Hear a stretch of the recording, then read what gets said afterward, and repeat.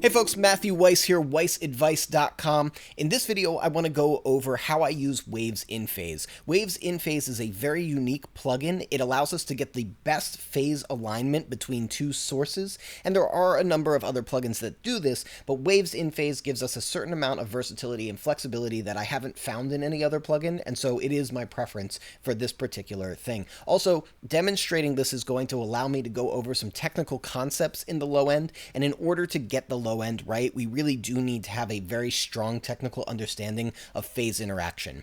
So to demonstrate this, I want to jump over to some kick drums here. I have two kick drums layered up. One is a low kick. It sounds like this.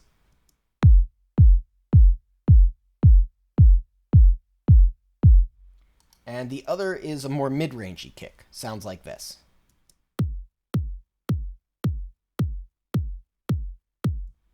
And layered together, they sound like this.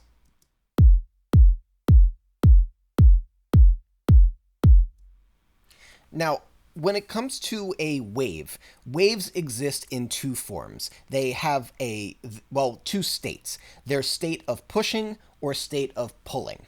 So in other words, they have their explosive state and they have their implosive state. When one sound is pushing and the other sound is pulling, the force goes in opposite directions and they start to cancel. When both are pushing or both are pulling at the same time, the force couples together and it actually becomes a lot stronger. So if I change the polarity of something, what that means is that I've changed its state from being pushing to being pulling. Or if it was pulling, it changes the state to being pushing. It flips it upside down. What I'm going to do here is I'm going to flip the polarity on the mid kick after listening to it just normally so we can hear the difference in real time. And we're going to hear that the sound of the kicks layered together actually changes pretty significantly.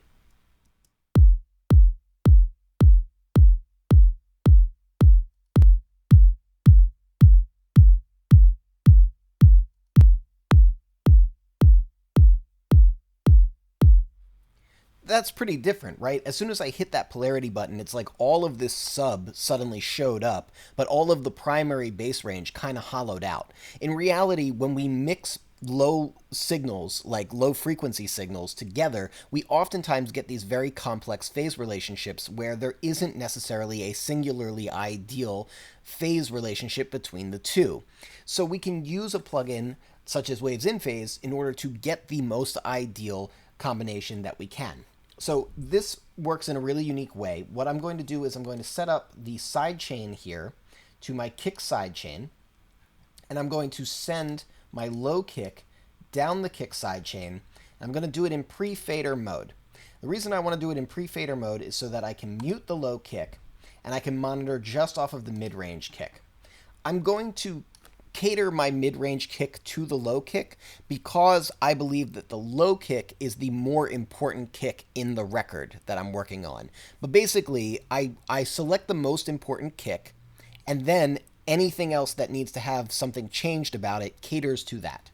So my low kick is going to go out of the kick sidechain, it's going to come into Waves InPhase, and I have it set up so that it comes in on what's called the beta channel here. So the beta channel, if I solo it, this is going to be my low kick. The alpha channel is the mid-range kick. It's the kick that's actually on the track that has Waves InPhase on it, and it sounds like this.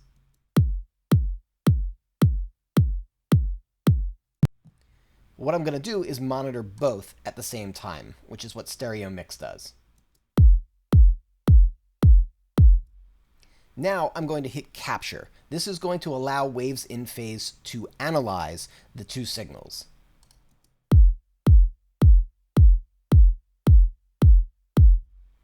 And you see something really interesting here. There's this little meter called correlation down here, and you can see that it's kind of in the orange.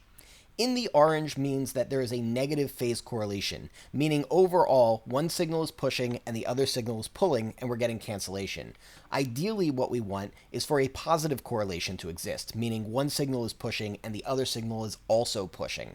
So one thing that we see right off the bat here is that if we flip the polarity, we now have positive correlation. And that makes sense because overall, the low end, the fundamental frequencies of these kicks are stronger when I flip the polarity here. We already know this from the demonstration. However, we're going to try to get a more ideal relationship overall. So here's my process. The first thing I do is I hit this little A to B button. And what that does is now if I click Setup A and switch to Setup B, I have the same setup on both of these here. They're identical. This will allow me to change one, but then switch back to the other just to see where we started. Make sure that we're actually improving things. The next thing that I'm going to do is I'm going to set my cursor right before where the kick shows up, and I'm going to zoom in horizontally so that I can really see what's going on with the wave shape. This will just give me a little bit of visual information that might help me figure out where to go and what to do with this in general. Okay, so if I really zoom in here, there's a couple of things that are interesting. We can see that the wave shapes start to get out of alignment over time. By the time I get over to here, we start getting kind of out of phase. We start seeing one is in this pulling move while the other one's in this pushing move. And by the time we get to about here, we're really pretty out of phase. As the lower waves are forming, we're getting more and more out of phase. And here we can see this really perfectly, that the mid kick here is in rarefaction, meaning it's pulling, while the low kick is in compression mode, which is what we call it when it's pushing. So our low kick is pushing, our mid kick is pulling, and we're getting cancellation. So one thing that I can do is I can start adjusting the time to kind of line these waves up and see what happens on the correlation meter. Unfortunately, sometimes the graphic representations don't really give us the entirety of the equation. It looks to me like this is not getting any more correlated as I go. So I'm going to start going in the other direction. I'm going to start moving things a little earlier in time and see if we can get some better correlation going that way. And as you can see, the correlation is getting more and more positive overall. If I start to really dip back over here, we start to get more and more positive correlation. That blue meter starts going up. And suddenly we have something that is more phase correlated. What I've done is I've moved the signal in time. Time and phase are intricately and intrinsically related. You cannot have one without the other. However, they are not the same. So what's happening here is we're now getting this attack a little bit earlier. This means that if there's any transient information in the low kick that was happening here, we might start to get some kind of a flamming effect, or our transient might not be reinforced correctly. So we do have to be aware of the fact that when we change time, we change the way that the transients line up. And that's not always great. So let's play this and see if we've improved the sound.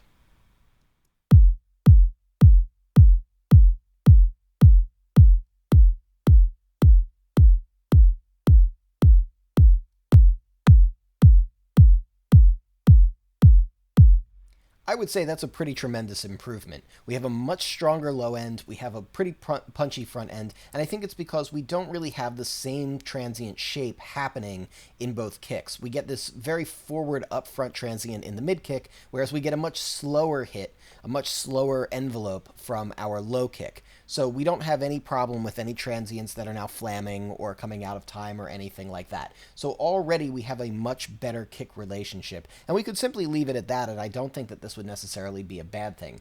That said, it's sometimes worth experimenting with the band flips on waves InPhase. So the band flips here allow us to do what we were doing with this polarity button, except for we can do it to an individual band. So if I want to have a phase rotation that comes completely 180 degrees out of phase, meaning a complete polarity flip, centering at around 200 hertz, I can do that. And then I can actually adjust the width of the band as well. And you can see it has a pretty distinct effect on the correlation here. I've lost a lot of that correlation that I already had. Now, I tend to like to go to the narrower side of things and then go into the sub-frequencies and see if there's something that can tighten up. Maybe there's like one or two little waves that are still just kind of out of correlation in the lows. So I'll sweep around in the lows. Usually the stuff starts showing up around maybe 120 hertz or lower, and just see what the correlation meter starts to tell me.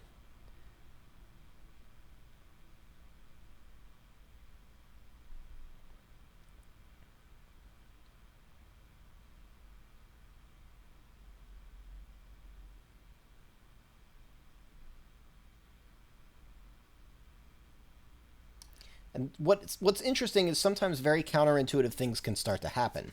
Because we're restructuring the wave shape entirely when we do this, things that don't necessarily make sense start to occur. So for example, I have a very, very narrow flip happening at 35 hertz. That shouldn't really affect things, and yet you'll notice that the correlation meter really jumps. It changes pretty dramatically. So I'm going to keep going lower and see what happens. I think we kind of found our center right there. And then I'll experiment with the Q. I'll widen it, see if that gives us a little bit more correlation on the meter, which it seems to do. Yeah, there we go. Still getting a little more. And a little more. So that's very, very interesting to me.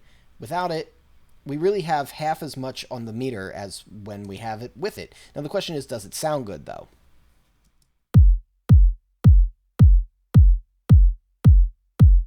That sounds pretty good to me. Let's turn this off.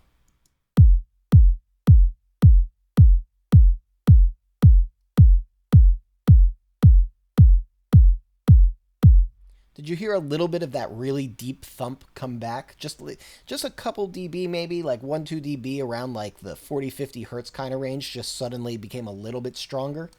One more time.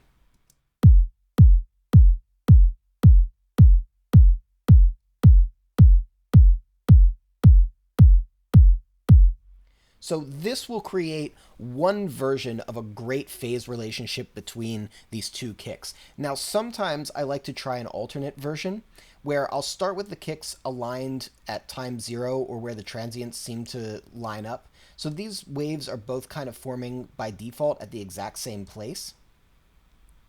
So as an experiment, I might want to see what happens if I line them up. So let's line them up in time a little bit better. And then just use the phase rotation here to get the maximum correlation. Maybe there's a very particular sine wave or set of sine waves that are out of phase that I can flip, and I can retain a better relationship in the primary base range while fixing the not so great relationship that's existing in the sub-range.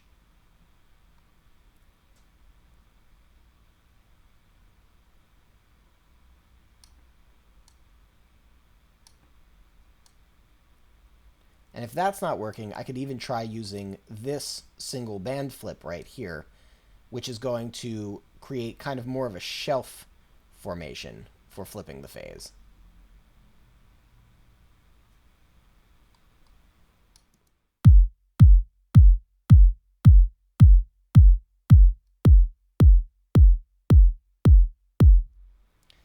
Not the best. Let's try it from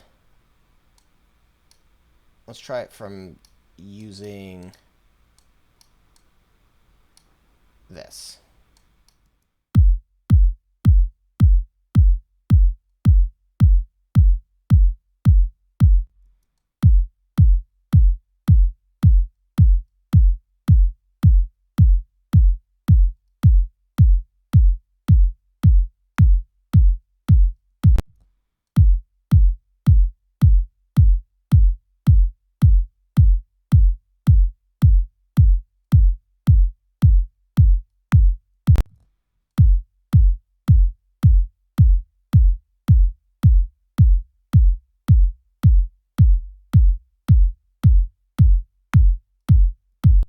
Okay, so ultimately, we can get a very correlated range going here.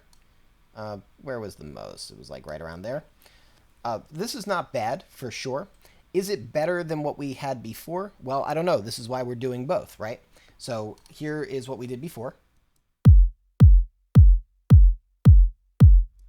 Here's what we just did now.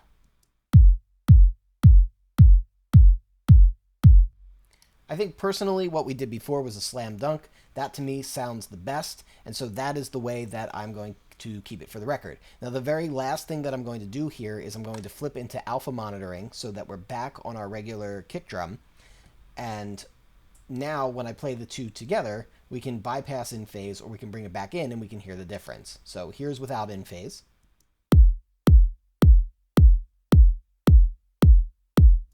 Here's with.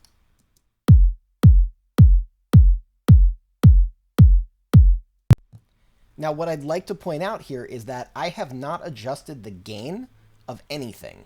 So there's no amplitude change in either of these kick drums. They're just working together to hit at the same time in the same phase better. And that's what's creating such a difference. Now, you might think, well, what if we aren't even trying to use the low end of this mid-range kick, right? Like, what if we don't even want that? Well, let's grab an EQ, and let's do this sort of common technique of taking out the low end of the mid-range kick.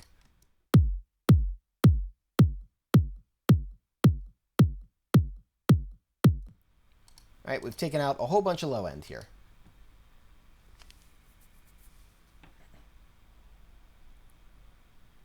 I think I need to put an edit in here. I lost my train of thought again. So we take out all of the low end in this mid-range kick. Let's bring in our low kick.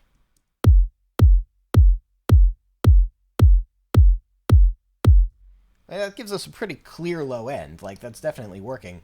What happens if I bring on InPhase, even though we've high-passed out a bunch of our low end?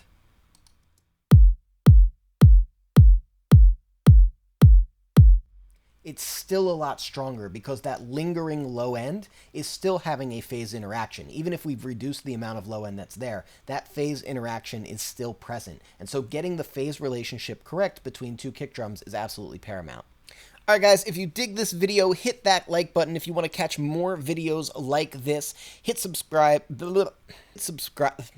Catch more videos like this, hit subscribe with the bell notification. Oh my god, hit subscribe. And if you want to catch more videos like this, hit subscribe with the bell notification. Close enough. We're keeping it. And also, this module is going to be part of a bigger low-end tutorial. That low-end tutorial is going to be completely free for download if you subscribe to the newsletter on the WeissAdvice.com website. That link will be in the description box below. So click that, get your full-length low-end tutorial where we are going to cover all sorts of stuff in depth to make sure that you can get your low-end hitting hard. All right, guys, you know what we say here at WeissAdvice. We are musicians. Sound is our instrument. I will catch you next time. Subscribe.